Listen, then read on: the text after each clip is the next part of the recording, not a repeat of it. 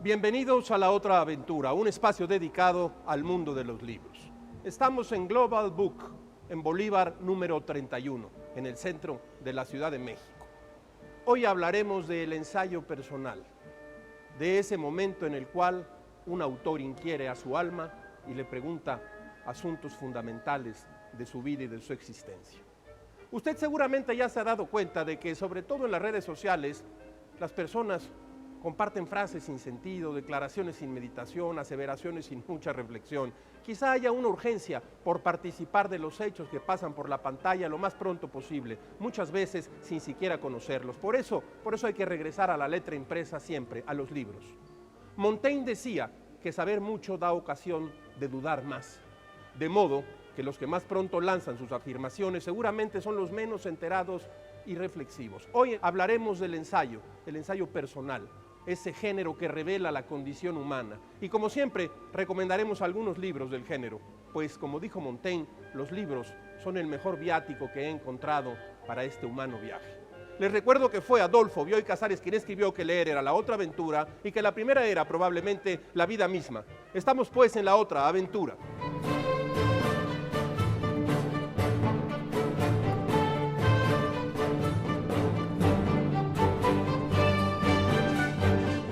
Gracias a Montaigne conocemos el ensayo, ese género literario reflexivo y propositivo. Se consideran ensayos el libro de Proverbios, contenido en la Biblia, los diálogos de Platón, la poética de Aristóteles, Memoralia de Jenofonte e incluso Vidas paralelas de Plutarco.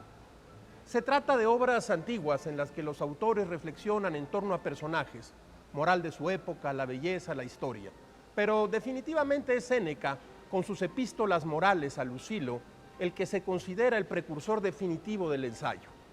Pues en este texto no solo reflexiona, sino que polemiza.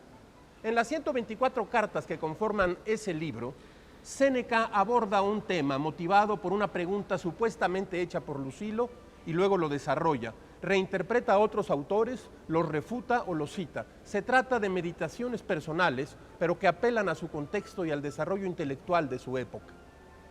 Los temas de las cartas son muy variados. Por ejemplo, del ruido, el arte de hacerse rico, hablar bien, la influencia de las masas. Se podría decir que se trata de un conjunto de instrucciones para vivir feliz y sin exabruptos inútiles. Su estilo es sencillo y expone sus ideas de manera ordenada, clara y precisa. No obstante, fue Montaigne el que empleó por primera vez la palabra ensayo para nombrar sus breves composiciones publicadas en 1580. A esas les llamaba él el ensayo de mis facultades. Y aunque fue después que el ensayo se convirtió en un género literario, los escritos de Montaigne muestran una noción de método y de desarrollo de un proceso intelectual estructurado y claro. Hoy en día llamamos ensayo a una forma literaria de la reflexión, la polémica y la argumentación, donde se busca un proceder, digamos, didáctico para probar y comprobar un asunto. Pero ese es otro ensayo. El ensayo literario que funda Montaigne es distinto y se trata de meditaciones sobre el conocimiento y la cultura del hombre, en la que el lector participa activamente, pues el texto mismo lo invita a reflexionar. La editorial Acantilado ha publicado una muy buena edición de los ensayos de Michel de Montaigne, según la edición de 1595 de Marie de Gournay. Hay muchas ediciones, hay una en la Universidad Nacional Autónoma de México, hay otra edición publicada justamente por Rúa, pero esta de Acantilado me parece que es una de las novedades editoriales más interesantes si de Montaigne se trata. Editorial Acantilado. Afortunadamente ahora estamos en una época de los libros híbridos, aquellos que pueden ser novelas y crónicas al mismo tiempo, o novelas y ensayos, o biografías y ensayos. Hay tantas combinaciones.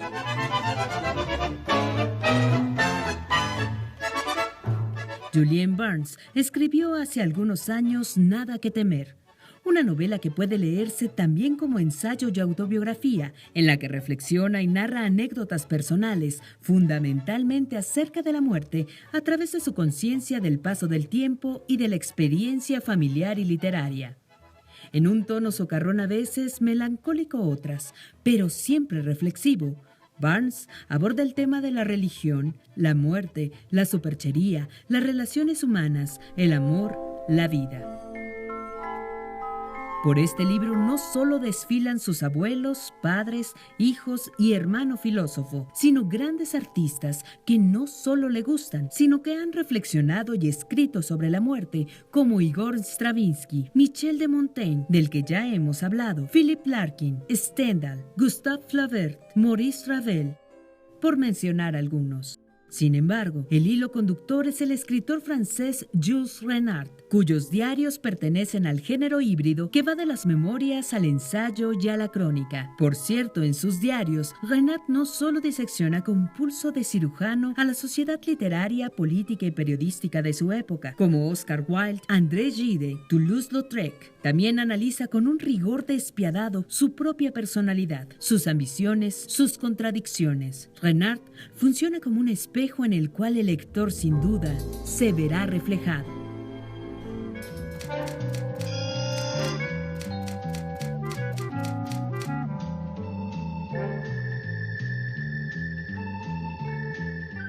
En la editorial Cal de Arena hemos iniciado una colección precisamente de ensayo personal. Hemos publicado ya 3 libros. El primero de ellos es de Luis González de Alba, No hubo barco para mí. En este libro, González de Alba echa mano del estilo claro que lo caracteriza cuando escribe, pero sobre todo echa mano de algo fundamental para un escritor, el temperamento cuando se habla de cosas personales. Reconstruye una época, una moral social, la vida gay en la Ciudad de México y desde luego el México de 1968. No hubo barco para mí. Después publicamos Sueños a prueba de balas, mi paso por la guerrilla de Rosa Albina Garavito, donde precisamente nos cuenta su historia como guerrillera, su historia como una activa militante de la guerrilla en México. Recientemente se publicó La perla asesina, historia de un aneurisma, del extraordinario escritor brasileño Ignacio de Loyola Brandão.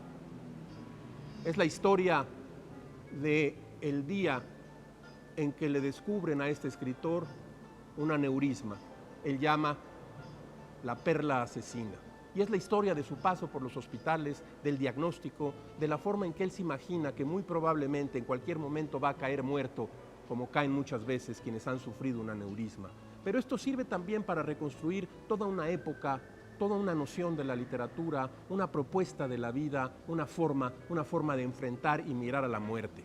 La perla asesina. Muy pronto publicaremos Un bolero para Arnaldo, el libro de Rubén Cortés, el periodista y escritor Rubén Cortés, que reconstruye una parte fundamental, triste, terrible y avasalladora de la isla de Cuba bajo la dictadura de Fidel Castro. Esta es la colección Ensayo Personal en Cal de Arena, en esta mesa de novedades.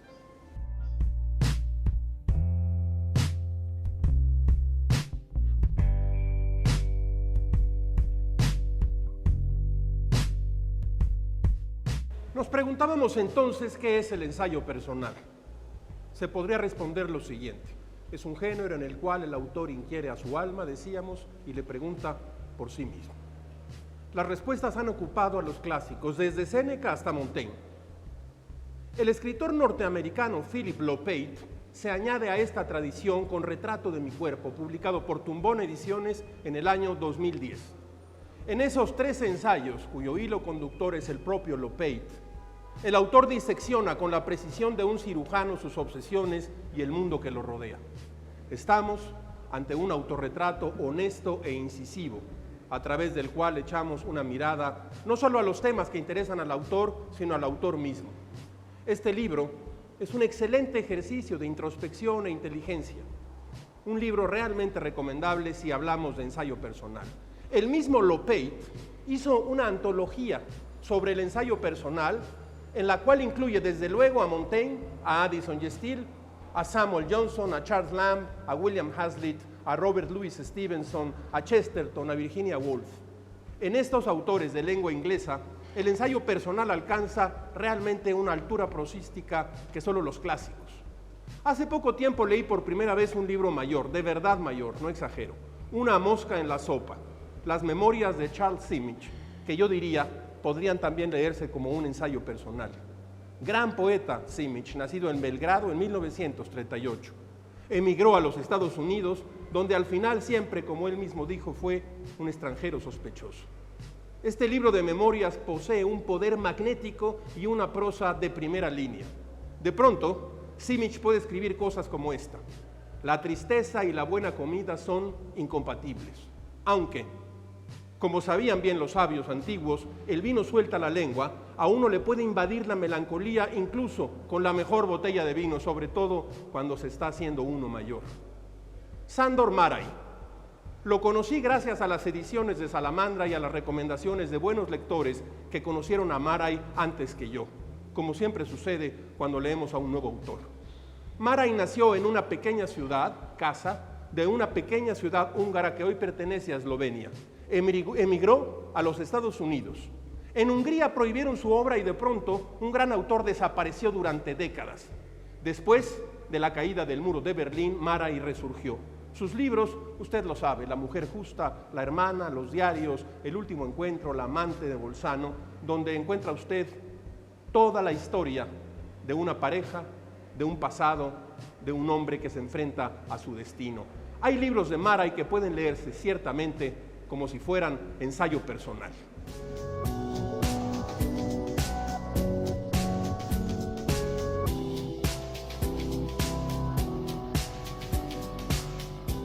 Como todas las semanas, usted encontrará en este espacio frases que pasan como ráfagas sobre la felicidad y la desdicha de escribir, gajes del oficio, aforismos, frases, máximas. El buen lector hace al buen libro. Emerson. Hemos llegado al final de esta emisión y esta aventura. Soy Rafael Pérez Gay y los espero aquí la próxima semana. Abres una puerta y detrás de ella aparece un mundo. Eso es un libro.